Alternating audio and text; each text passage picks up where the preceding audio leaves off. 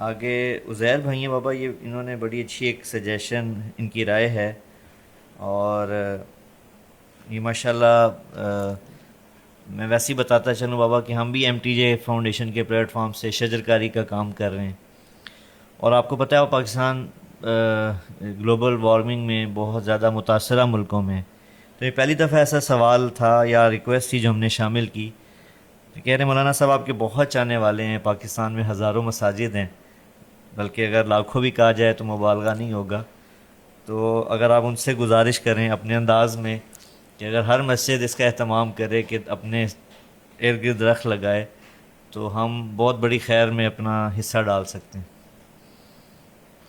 بہت پیارا اس نے سوال تو نہیں کیا، درخواست کی جی ہے، جی، درخواست ماشاء اور اللہ۔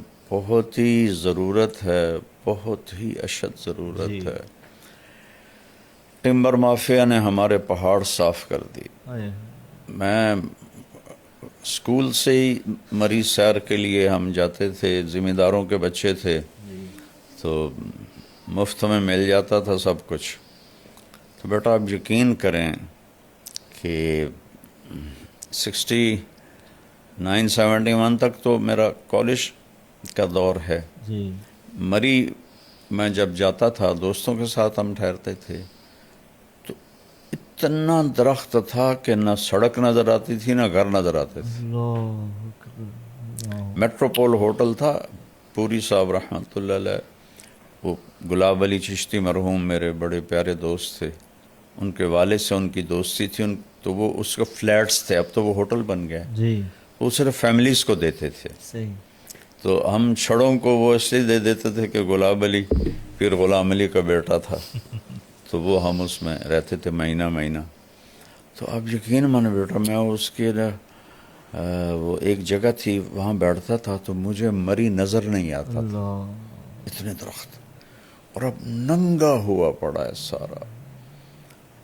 تو پیسے کی ہوس نے اپنے ہی ملک کا دشمن بنا ہائے دی۔ اللہ، درخت تو اللہ کی نعمت ہے، سبحان اللہ، پہلے گھروں میں لگانا شروع کریں، جو کرا نا مسجد میں، جی پہلے گھروں میں لگائیں۔ بے شک،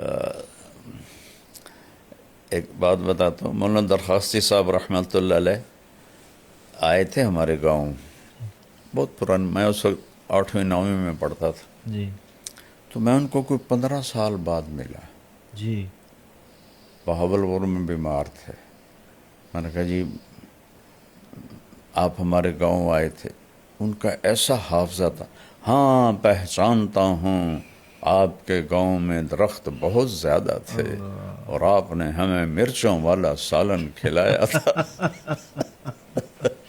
ماشاء اللہ، ہمارے بڑوں نے تو گاؤں کو ایسے کر دیا تھا کہ رئیس آباد نظر نہیں آتا تھا، اور یہ ہماری جو سڑک ہے یہ بڑے بڑے درختوں سے بھری ہوتی تھی، لیکن تو خود ہم اپنی جان کے دشمن بنے ہوئے ہیں۔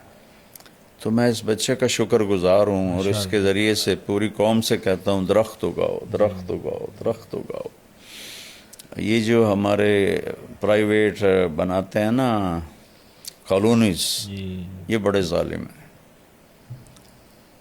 یہ انچ انچ بیچنے کے چکر میں ہوتے ہیں، ان کو یہ نہیں ہوتا کہ کوئی سبزہ، کوئی گراؤنڈ، کوئی گرینری ہو، جی آکسیجن آئے۔ تو پوری قوم مجرم ہے اس میں بیٹا، بے شک، پوری قوم مجرم۔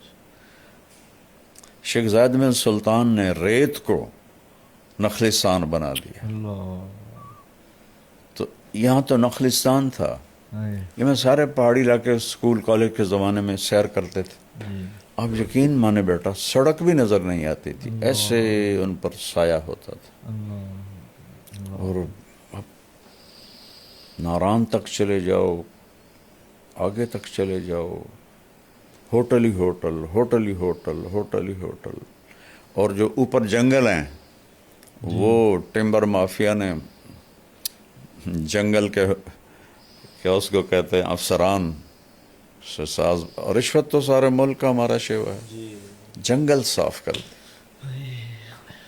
بڑا درد ہوتا ہے۔ زید بھائی آپ کا شکریہ، آپ کی بڑی اچھی سجیشن تھی، بے شک اس میں ملک کا، قوم کا فائدہ ہے۔